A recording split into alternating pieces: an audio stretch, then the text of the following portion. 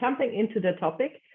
And we did interview studies with nursing home staff from 2 provinces in Austria. And I really go completely deep now. So I do not have anything about the methods or something like that. Yeah, just the results.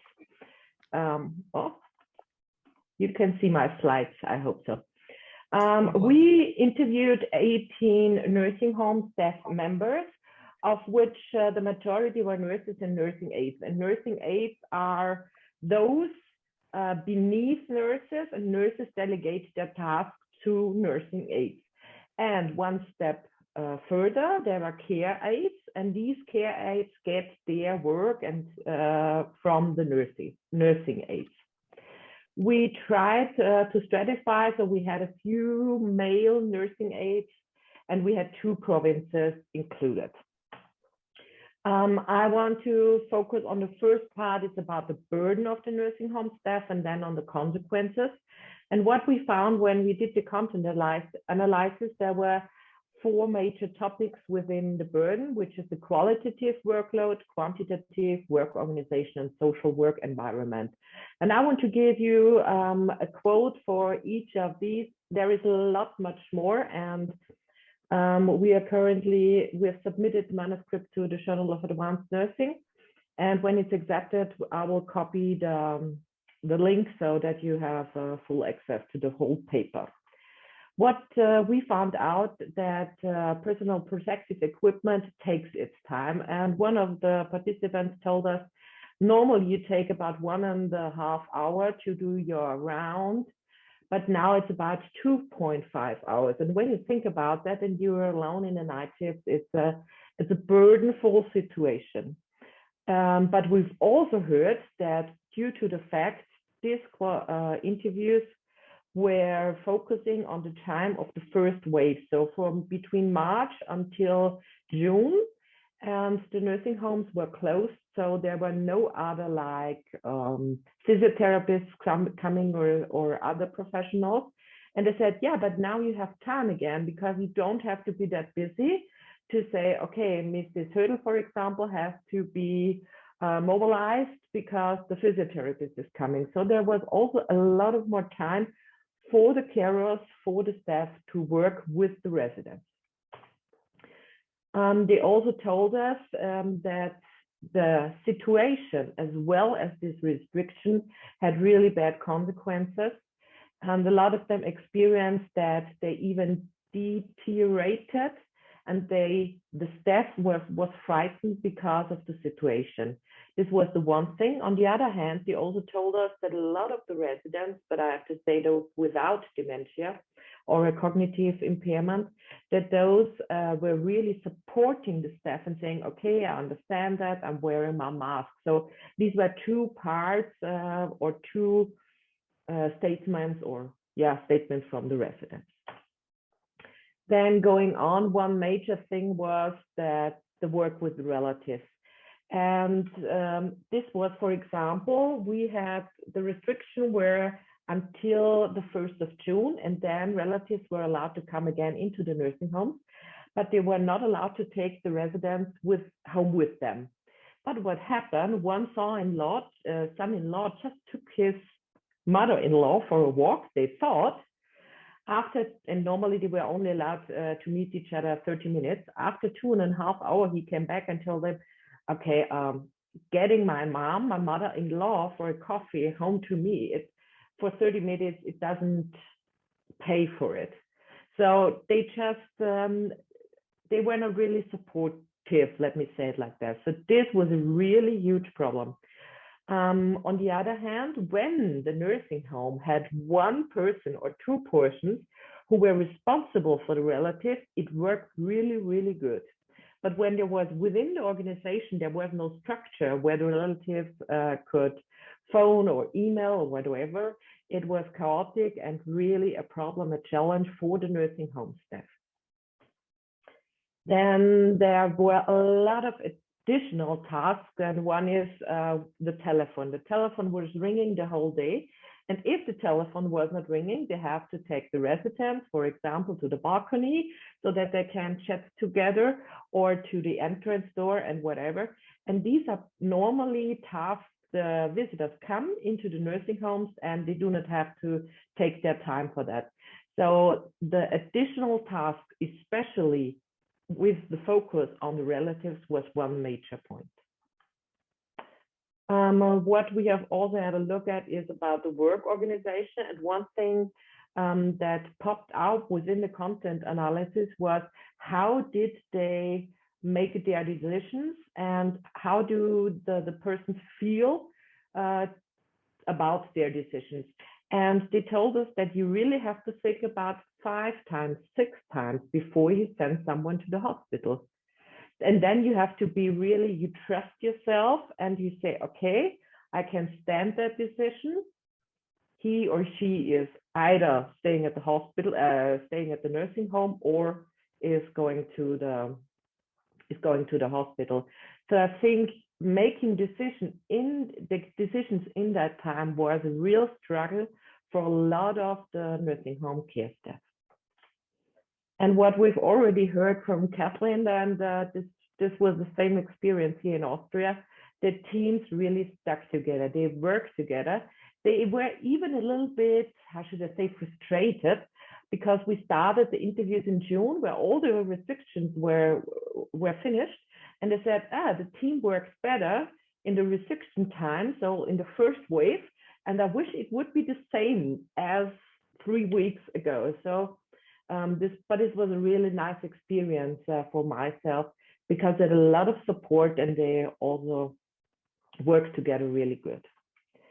And then I want to come to the consequences. This was the big second part with questions for the nursing home staff. And here again, some quotes for you. And I've heard nearly from everyone that they had problems with the PPI. Either they said, for example, you are exhausted, you have headaches, you have rashes, you have skin irritations or whatever. So I didn't have anyone who told me, no, everything is fine. The other one is the physical consequences in terms of exhaustion and sleep. And what was interesting, they told me, you fall asleep, as soon as you're in bed, you fall asleep. But then you wake up. And then you think about it again, and you wake up and think about it again.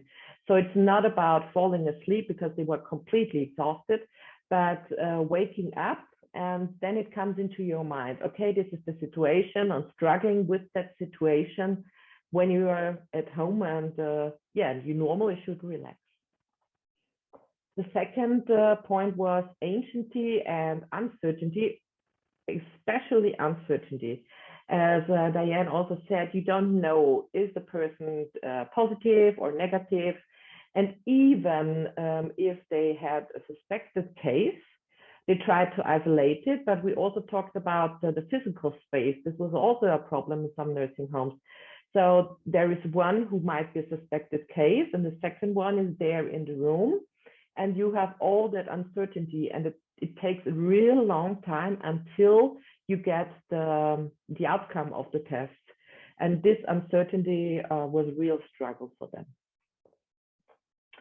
And the social consequences, this was really interesting because a lot of them said they had a lot of support at home, and the families and the neighbors who helped them with their children and so on, or they were going to the supermarkets for them. But I've also heard that especially in nursing home staff that had like teenager children between 12 and 20, I would say, the nursing home staff stayed at home.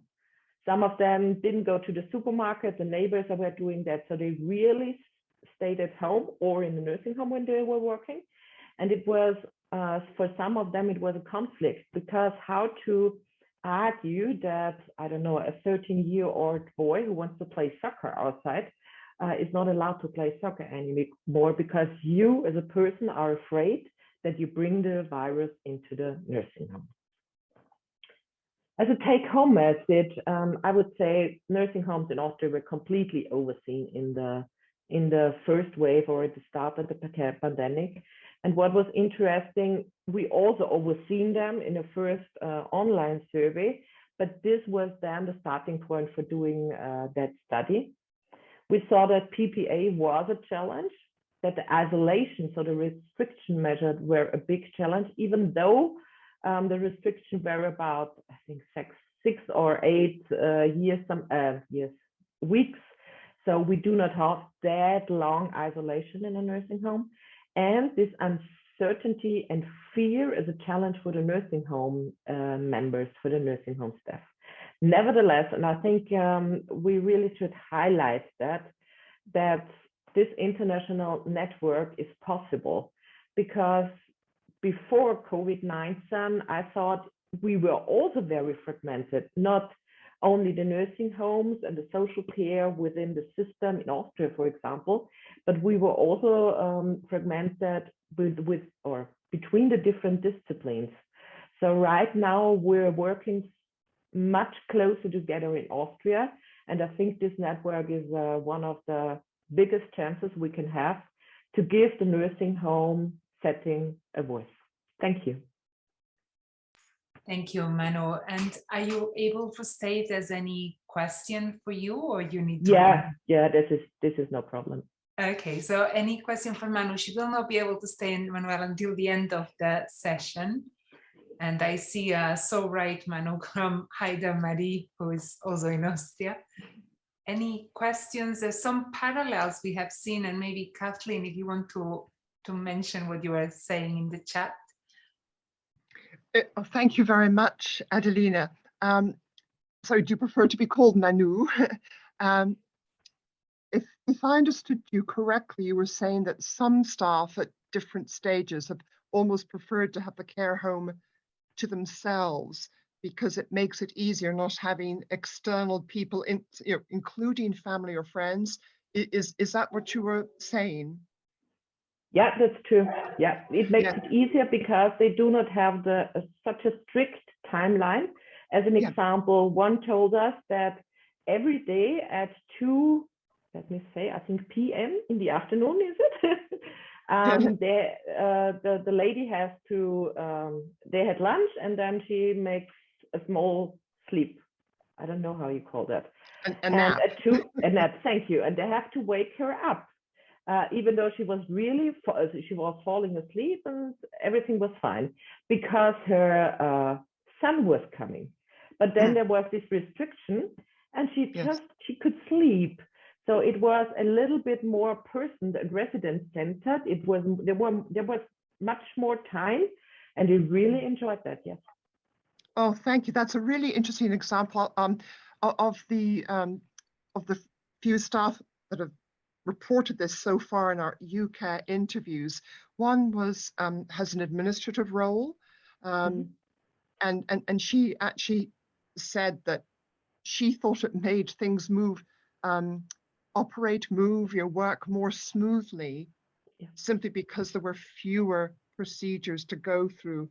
And she said, we're all busy, we're all so overburdened. And she said that may not sound like a nice thing to say, but there was that episode when no one could come into the care home. So I'm so interested about your context too, Manu. Yeah, but it is the same. So when they are restricted and when they are isolated, even though they had much more to do with the PPI and the isolation and things like that, and they see that the nursing home residents getting worse, but they said they had more time to go more in depth with the residents. Yes, yes. Thank you.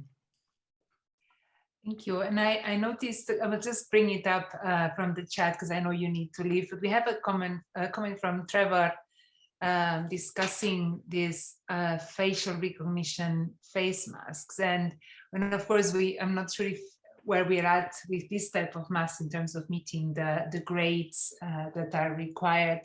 But it is interesting to think how that hasn't taken off as much.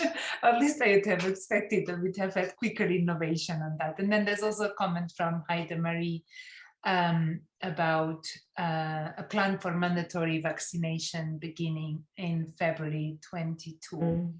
And I don't know, Manu, if you want to respond to anything or if you need to go, but thank you so much for your presentation. We will share it. If there are any further questions for you, I'm very happy to pass them on. Yes, thank you. Thank you. Bye.